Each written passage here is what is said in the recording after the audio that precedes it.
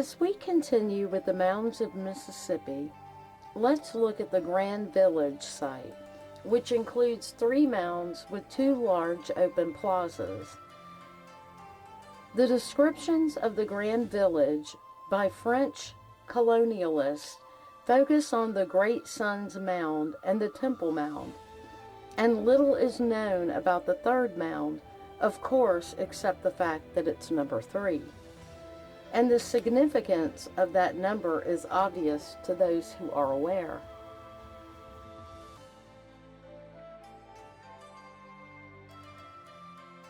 This brochure that we picked up while visiting the area goes on to explain about this quote-unquote great sun.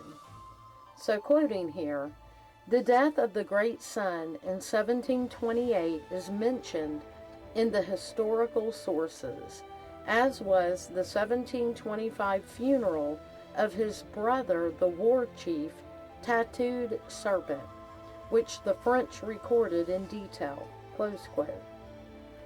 First, it doesn't state what the actual historical sources are, and the fact it was referred to as the historical sources lends the question, or questions, of what are these historical sources? If they are so important or accurate, why don't they mention them specifically? There to be so many mysteries surrounding these mound sites, they sure have a specific narrative they are pushing, don't they? For example, and allow me to quote here, quote, "A sacred fire was kept burning in the temple's inner sanctum, symbolic of the sun from which the royal family had descended," close quote. If you know about the Freemason book, Initiates of the Flame, this sounds like a quote from it. It's a nod to Egypt and the sun worship they participated in. Royal bloodlines connected to those mounds? By their own words, yes. At the Museum of the Grand Village, they have artifacts on display supposedly found at the site. And each spring, thousands of people attend the Natchez powwow. So they continue the rituals and ceremonies. And of course, I have questions about the 11th moon storytelling, but that's a story for another day.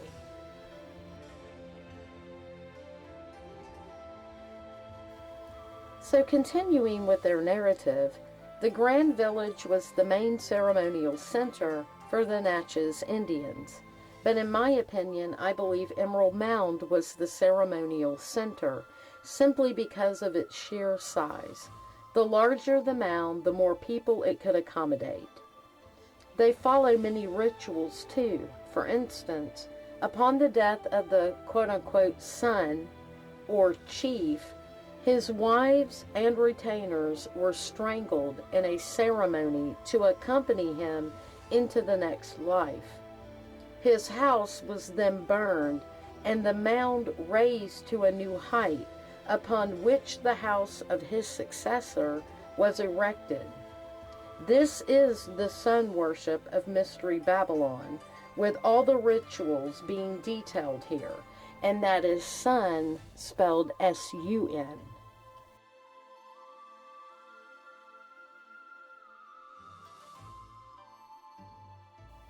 I know, it's literally nothing new under the sun.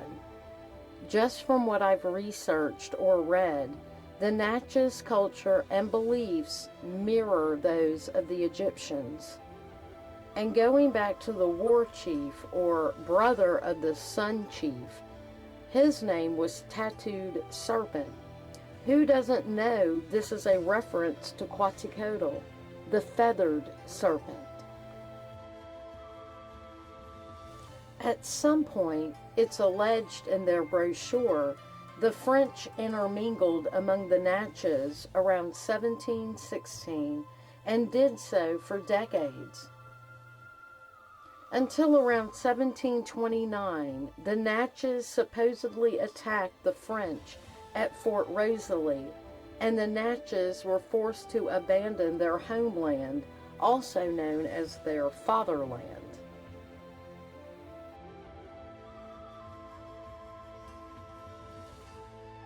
And we'll come back to the French a little bit later. When we visited Grand Village, we noticed the mounds were spaced accordingly and in close proximity to a body of water, as is Emerald Mound.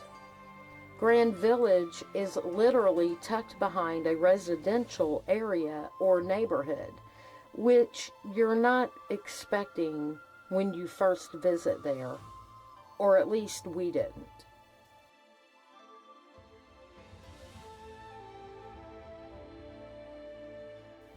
And so, going back to the French, this story of the French nobility intermingling with native sun worshippers is not new.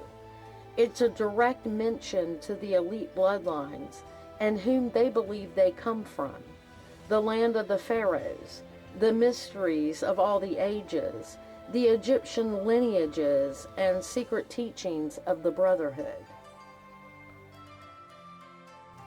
If you do visit the area, admission and parking to the Grand Village Museum is free, as is Emerald Mound, with closings at 5 p.m. and openings at 9 a.m. So as I began reading more about the Natchez people and their beliefs, and these mounds in particular, I came across some interesting articles discussing this same topic. One dated from July 20th, 1930, that appeared in the Evening Star and was written by a Frank Thone. And this is the next video topic we'll be discussing. Different theories or stories about the mounds and how they came to be. I've stressed before in previous videos, and will reiterate here, I believe the mounds are connected to the Nephilim or giants, and there are plenty of channels out there establishing that fact. Our history is not what we've been told, and I don't know about you, but I'm interested in finding out more, and so here we are. I started this channel inspired by the work of Mr. Bill Cooper, and he definitely touched on the subject of the feathered serpent of the Mayans and Aztecs, Quetzalcoatl. It's all connected through the Brotherhood of the Snake.